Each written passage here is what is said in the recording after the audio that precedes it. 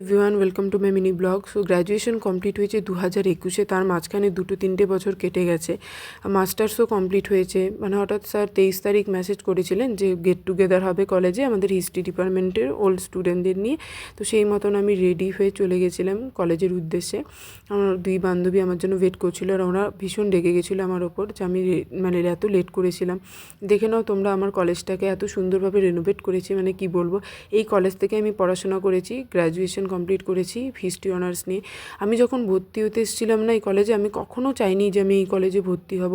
আমি চেয়েছিলাম সংস্কৃত নিয়ে পড়বো, শিলিগুড়ি কলেজে পড়বো, হিস্ট্রি নিয়ে তো কখনোই পড়বো না। কিন্তু ভগবান হয়তো যেটা করে মঙ্গলের জন্য, এই কলেজে না আসলে মানে কলেজের প্রত্যেকটা টিচার আর কে স্যার তাদের কাছে আমি খুব কৃতজ্ঞ। আমি এখানে আসলে না বুঝতেই পারতাম না যে এরকমও মানুষ হয়, ভগবানের মতন তারা এখনও আমাদেরকে মনে রেখেছে। আর মনে রেখেছে বলেই আজকের এই প্রোগ্রামটা প্ল্যান করেছে। মানে কোন দিক দিয়ে যে মানে মানে এতগুলো টাইম কেটে গেল আমি কি করে বলবো তোমাদের। আর এসেই আমি সেই ক্লাসরুম, তারপর টিচার্স রুম, প্রত্যেকটা রুম প্রত্যেকটা জায়গা মানে চেঞ্জ হয়ে গেছে। 2000 মানে তখন মানে কলেজের প্রত্যেকটা কোণা চেঞ্জেস হয়ে গেছে। ওখানে ক্যান্টিনটাও তখন ছিল না, পরেই খুলেছিল, লকডাউন পড়ে গেছিলো। স্যার আমাদের বিভিন্ন জায়গায় ঘুরতে নিয়ে গেছিলো 2019-এর লাস্টে, মানে ট্রিপে নিয়ে গেছিলো।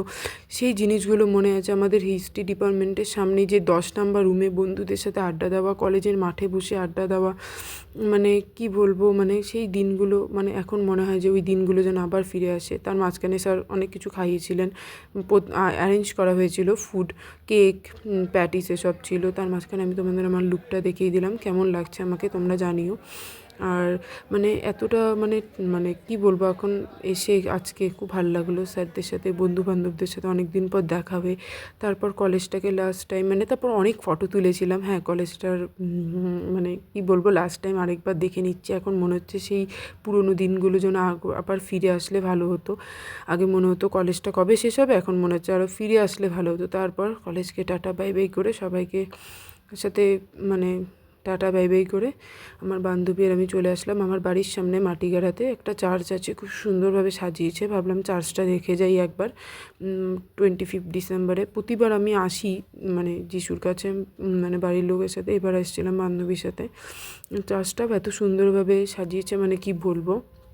আর কোথা দিয়ে যে 3-4 ঘন্টা কেটে গেল, মানে বন্ধুদের সাথে গল্প গুজব আড্ডা ফটো তোলার মধ্য দিয়ে কোথায় কেটে গেল, কি করে কেটে গেল মানে বুঝতেই পারলাম না। তারপর আমি আর আমার বান্ধবী ঢুকে গেলাম চার্চে। আর পড়ন্ত রোদটা পড়ছে, এত সুন্দর লাগছে চার্চটা। যা দেখো তোমরা, কি দারুণভাবে ডেকোরেট করেছে, মানে কি বলবো। মানে জাস্ট মানে অসাধারণ লাগছিল চার্চটাকেও দেখে। আর ওখানে প্রোগ্রাম হচ্ছিল, মানে ওই জন্যই মিউট করে রেখেছি আমি, তা না হলে কপিরাইট পড়ে যাবে। ভীষণ লাউডলি মানে মিউজিক বাজছিল। আর ওই সাইডে মারিয়ার একটা প্রেয়ার রুম ছিল, ওটা বন্ধ ছিল। আর চার্চের ভিতরটাও ভীষণ সুন্দরভাবে ডেকোরেট করেছে। বিভিন্ন প্রোগ্রাম হয়েছে দিনের বেলায়, সেগুলো কমপ্লিট হয়ে গেছিলো। আমরা একটু লেট করেই গেছিলাম, ওই 4টে, 4:30, 5টে হবে। তারপর দেখলাম, ঠাকুরকে বলি যে নতুন বছর যে আসবে 2025 যেন সবার কাছে মঙ্গলময়ী হোক, সবাই যেন ভালো থাকে, সবার যেন ভালো হোক, শুভ মঙ্গল হোক, এটাই প্রার্থনা করি ভগবানের কাছে। আর কি বলবো, মানে তারপর আমি আর আমার বান্ধবীও প্রচুর ছবি তুলেছিলাম। এখানে দেখো ভগবান যিশুর যে জন্মের যে সময়টা সেটাও তুলে ধরেছিলেন, এখানে ওরা খুব সুন্দর ক্রিয়েট করেছিল।